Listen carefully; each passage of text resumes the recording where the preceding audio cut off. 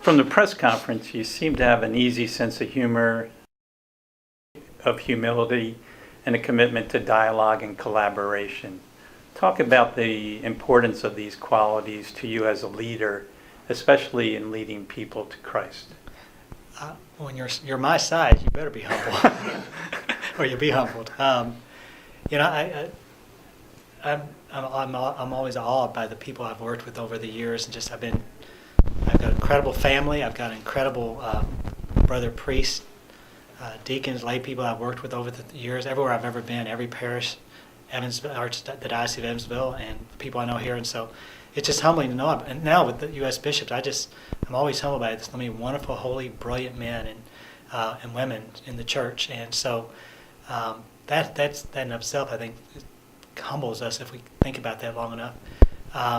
The dialogue is necessary. No one person can do this on their own. For me to think that I'm a lone ranger and that I can somehow lead a parish, let alone a diocese, without collaboration, without working with others, I do damage to myself and the church. So I think it's necessary for us to form that vision together and walk together. I think Pope Francis, I love his words, accompaniment, that notion of a culture of encounter and that connectedness, missionary discipleship.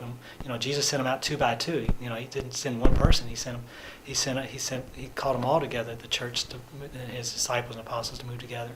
So I think that dialogue, that collaboration is necessary for the good of the church. Okay. Now, what impressions do you have of the Archdiocese as you begin to prepare to be the spiritual leader of the church in central and southern Indiana? The first words I think of is just the richness of its history, the richness of its gifts and the people, the richness of the faith. There's, wonderful thing for me is I remind myself this, I'm not starting from scratch. I'm building on a wonderful foundation, and I'm inheriting an incredibly healthy, vital church. Not perfect. Nobody's perfect. We always places to grow and improve, but what a wonderful foundation. Okay. Who has inspired you in your life and your faith, both now and when you were growing up? My family. My family. Like I said, I'm from a very Catholic family. I tell people this. I've told people this for years. Growing up, it never dawned on me to miss Mass. It never dawned on me that I was going to get up one Sunday and not go to church. My parents had a very wonderful ease. They're very salt of the earth kind of people, and they just lived their faith. And nothing abrupt, nothing real ostentatious, but just lived their faith day by day. And so it was just, I went to Mass. I grew up later on and heard cousins who didn't go to church anymore because they said, well, Mom and Dad always forced church or Mass or Catholicism down our throats. That was never mine. We prayed the rosary every night together. We said grace at all meals. It was just natural. It was almost like breathing for me. So first and foremost, my parents and my grandparents. Pope Francis taught us about the role of grandparents. My dad's father, my paternal grandfather, died before my parents ever married, so I never knew him. But the other 3 grandparents were there at my ordination as priest, and just wonderful examples. And just my whole family, just aunts and uncles and cousins. It's just always been a great family. So they are first and foremost. But just the priests I've been around all my life. The priest who gave me First Communion, the priest at the parishes where I've served, where I grew up.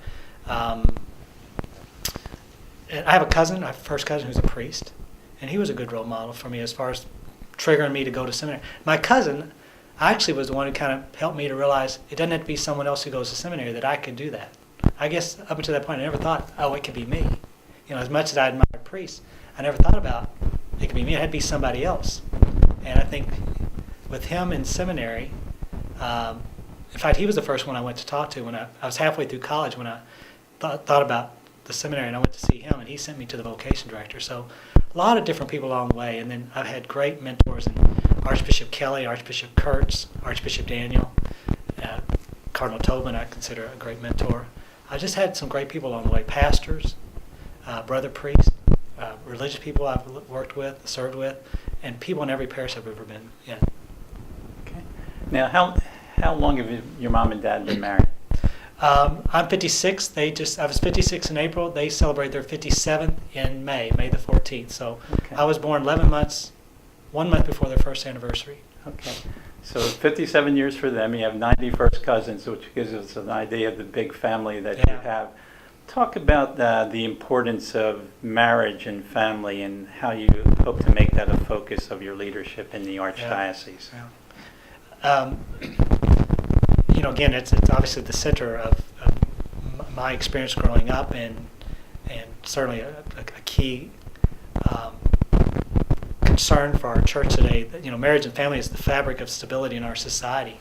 As the family goes, I think society goes. If the family is healthy, relationships are healthy, and the family. The family is, as we say, it's the first school of learning. I think it was Pope Benedict XVI called it the first school of learning. I believe I got that right. I know one of them did. But that first school is where we first learn love, mercy, forgiveness, respect, care for others, the faith. I mean, it's the first, and our church has long taught that parents are the first and foremost educators of their children in faith and formation. So it's at the core of everything that we're about in evangelization and catechesis and growing as a community of faith. We say the church is the family of families, and we say the family is the domestic church, that little church at home.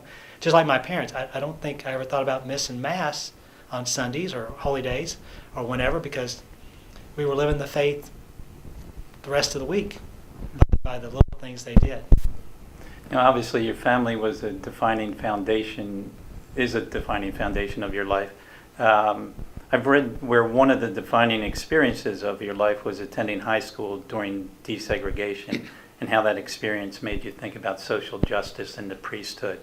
What stood out to you about that experience, and how did it shape you?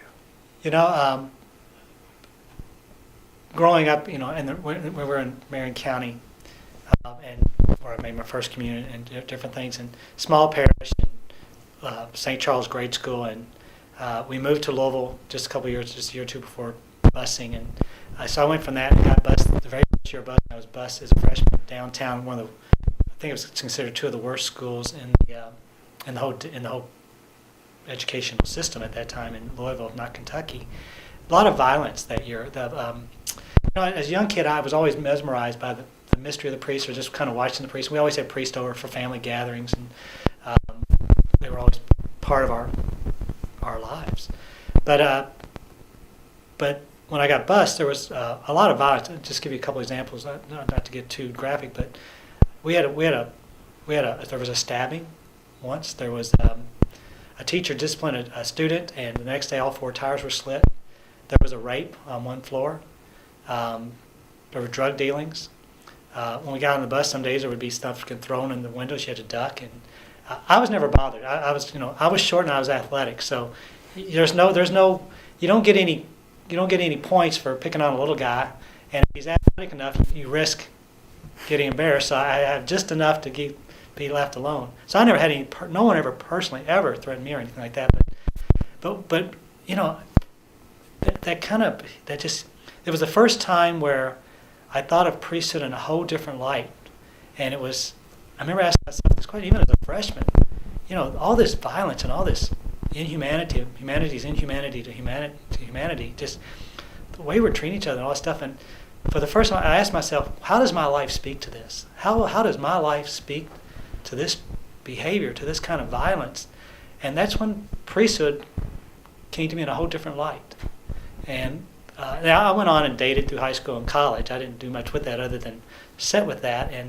But halfway through college, that's when I went and talked to my cousin about the seminary. But that it triggered that whole notion of a witness. How does my life speak to something other than that violence? Okay. Now, a few months after you are installed as Archbishop of Indianapolis, the Archdiocese will serve as host to the National Catholic Youth Conference in November. Talk about the way that you see the church can make a difference in the lives of youth and young adults, and how they can make a difference in the life of the church. Yes, and it's both ways. Thank you. The two-way street. again, that notion of part of dialogue and interaction and encounter. First we have to recognize them as the church of the day. It's not the future church. They're the young church of today, and to treat them as such and have them. Pope Francis talks about in Laudato Si and care of the creation that when there's a need for discussion, you got to make sure you have everybody at the table. Now he's talking about the poor in different countries, but I use that analogy for this situation. That young people have to be at the table. People ask me, what's the vision of the diocese? They got to be part of that dialogue. They got to be part of that vision, forming that vision. And so to treat them as part of the church, the young part of the church today, first and foremost, we need to do as a diocese. And to be relevant and authentic and credible and effective to them, to speak honestly and transparently, but to speak to the things they're dealing with and facing. And as I get older, I may not know those as well as I maybe used to, but we still can have that dialogue and understand. And on the other side, the young people have to be willing to be engaged, to be a part of that church. And it's not just what the church can do for me, but what can I do to be a part of the mission? That's part of the confirmation that I remind young people is you're called now. You're not being given the gifts of the Holy Spirit for selfish reasons. It's not just for you. It's for you now to make a difference, to be a part of this mission, carrying forth the mission of Jesus Christ, to proclaim this good news and transform the world. So it's that two-way respect and understanding and willingness to work together. Okay. Now, the Archdiocese has a great reputation nationally in the area of Catholic education, having earned more blue ribbon schools of excellence than any other diocese in the nation. What are your thoughts about the importance of Catholic education in the lives of children and youths? Pretty much every parish I've ever been in, just about every parish I've ever been in has had a school. Plus, as I mentioned it earlier, I was chaplain of 3 different Catholic high schools. I love that ministry. It was always energizing, refreshing, and just I enjoy that. If I was having a bad day, I could just go over there and they would pick me up, inspire me and renew my spirit in that sense. And they didn't even know they were doing it, but it was just always great to be around them.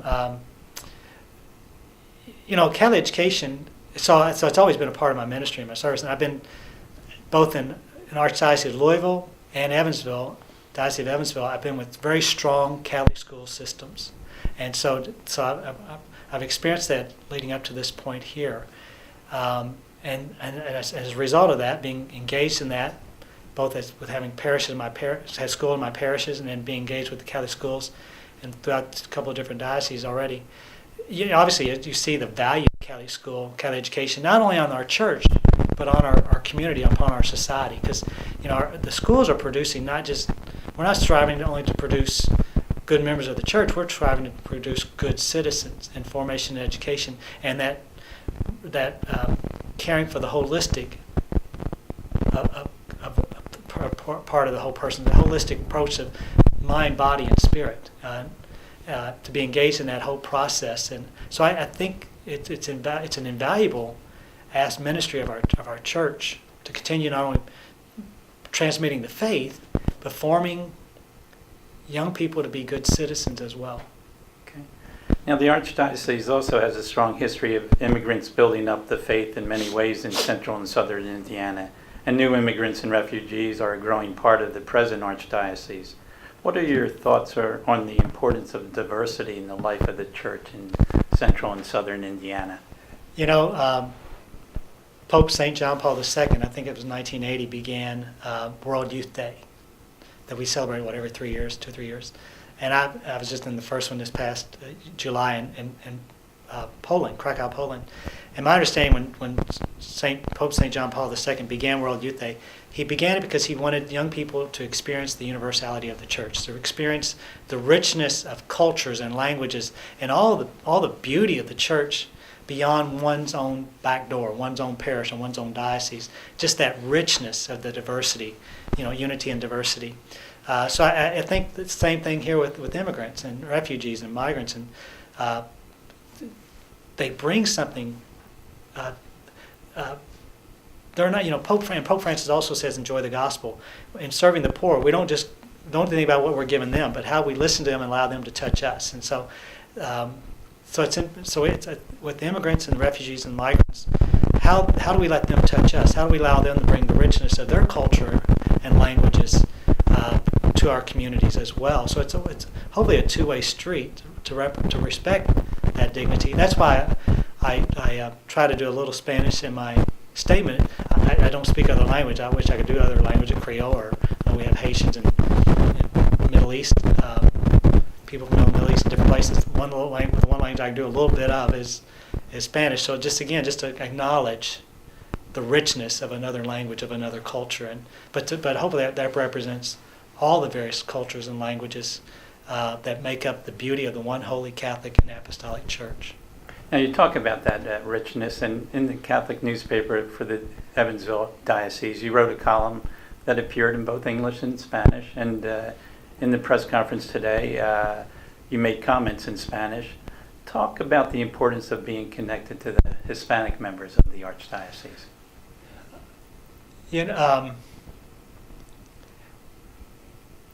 Again, they bring so much to the table of our faith and our communities. Again, so much rich culture, so much family. I mean, it's very much at the core of the Hispanic experience, Latino experience is family. How much that means, extended family and that caring for others. And you talked earlier about humility and dialogue and those different attributes, qualities that are so necessary to leadership. I see that in the Hispanic communities. I see the people I know. I just see a lot of humility. I see a lot of great deal of reaching out, of caring for others. So I think we need to. We don't want to lose that richness. We want to build on that, and not to say there's not a great sense of family and solidarity and service among other cultures, other traditions, but other peoples. But they bring so much to us, and that community is growing so leaps and bounds. And so I think it's important for us to not only recognize them, but to embrace them and learn from them and reach out to them as well. Now, in his words and actions, Pope Francis keeps calling Catholics to reach out to the people on the margins of society. Talk about that emphasis in terms of your ministry as a priest and as a bishop, and how it will shape your approach to the Archdiocese, especially in the area of fighting poverty, which has been a particular emphasis of Indiana bishops in recent years. Yeah, we named in that you mentioned the Indiana Bishops 2015 pastoral letter of poverty at the crossroads. In that document we named 4 areas that we wanted to focus on in trying to alleviate some of the causes of poverty, and that was education, family, healthcare, and employment. And so I think maintaining those focuses so that we lift up people who are not only unemployed but underemployed, people who are struck, whether it's addiction or abuse or despair or homelessness or whatever the issues are. I think those 4 areas are key areas to help lift people up out of their struggles, at least move in that direction. The first thing I thought of when you asked the question was, and we just had it earlier this week, when Jesus is asked, what's the greatest commandment? He says, love God with all your heart, soul, mind, and strength. And then the second is like it, love your neighbor as yourself.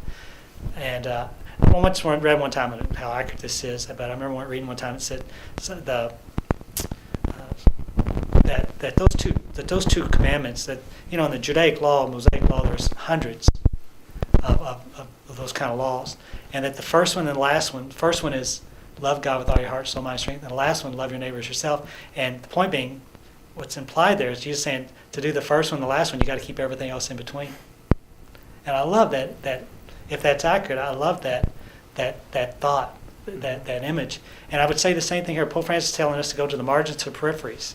If we go to the margins and peripheries, then we hit everyone in between. We touch everyone in between. So I think it means leaving nobody behind or left sidelined. To go to the margin and peripheries is the way to get there. We don't, the journey is as important as the goal. And I heard you after the press conference talk to a few people about how you run about 4 miles a day and that you enjoy horseback riding. Yes. Talk about those hobbies and other interests in your life that would give people a sense of who you are and what you enjoy. I've been running all my life. I haven't gotten Is very that far, right? but I've been running all my life. I ran track and cross country in high school and college. So running is but running continues to be a way it's really a matter of releasing stress. It's just a good way to let things go. And for me, it's, I tell people I run for the people around me. If things are weighing on me or causing stress, the problem, if I can run 4 miles and if I run long enough or hard enough, the problem's still there, but I have a different perspective and I'm at a whole different place with it. And so it's really mostly for stress, just a good way to let things go. That's why I ran this morning. I couldn't sleep and I thought, Chuck, just get up and run, let some of this stress go. So I've never been a napper. I would run before I'll nap. Okay. And so I'd rather when I'm wearing down, I'd rather figure out a way to recharge instead of, because if I go down, I'll go down. I'm going down for the count. So running has just been a good way to release stress and stuff. And I try to do about at least 5 days a week. Now I don't know what'll happen here. That we'll have to see. But it's always been just a good release valve for me. Now, I heard you tell someone you were up at 4 o'clock this morning. And 4 o'clock Evansville time. It's 5 o'clock here. Okay. So, but that's when I got up at 5. I couldn't, 4:45 here, local time. I just forget it. I can't. I maybe slept 2 or 3 hours through the night. Any, from a reading standpoint, anything you're reading now that appeals to you, or is there any specific book books that appeal to you? I am so horrible with titles and authors, names of authors. I'm just, I have an accounting background. I can give you give me your phone number, I'll remember it 6 years from now. It's amazing with numbers. But titles of books, names of authors, I'm so horrible. I've read a lot of Pope Francis books, as I did with Pope Benedict XVI and John Paul II. And Alan Avare was one of my favorite books on Pope Francis. I'm reading a book now on the Medici family. My patron saint is Charles Borromeo. I was part of that Medici family. So been reading a book on that, and I can't, for the life of me, can't do the author right now. Like I said, I've read various books, and they go right on my head. So sorry about that. No problem. And I can't remember the names of songs either. So Okay. And one last question for you. What will you be doing between now and the installation? Praying, running. You have a family vacation coming saying up? goodbye to people in Evansville. Yes. We figured out the other day, I think I got 8 days left in the diocese. Okay. After I'm here until Friday, and then in in Indianapolis for the Bishops' Conference. Then I'm going to drive Friday night to Louisville to my parents, spend the night for Father's Day the next day.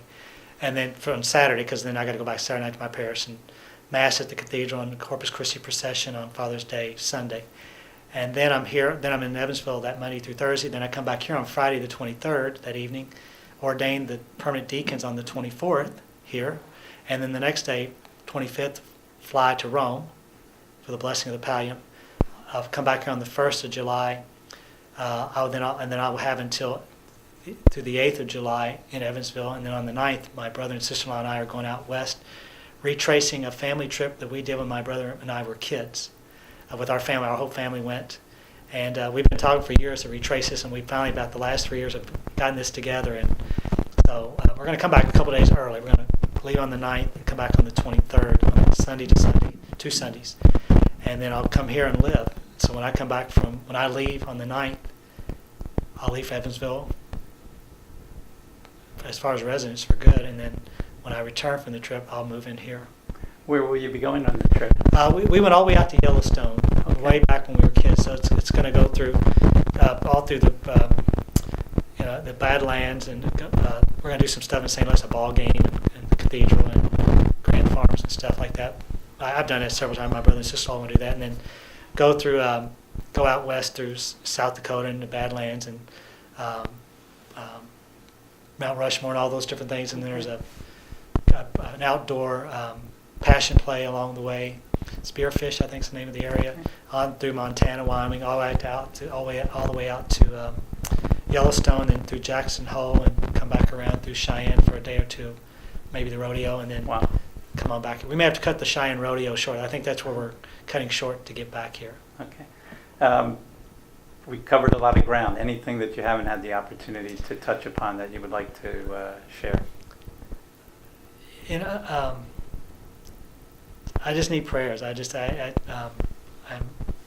the first thing that always comes to me is I need prayers, and I always ask people to pray for me. And as I tell people, you know, every time, especially at confirmation, I always remind them, I say, you know, pray for me that I'm first and foremost the one who listens to the Holy Spirit, and if I can't listen to the Spirit, then at least know how to get out of the way of the Spirit for the sake of the people I serve. So first and foremost, I beg, plead for prayers and patience, and to assure you I will make mistakes, and hopefully I have the ability to recognize them at some point and reconcile them and move forward. So, but I'm happy to be here.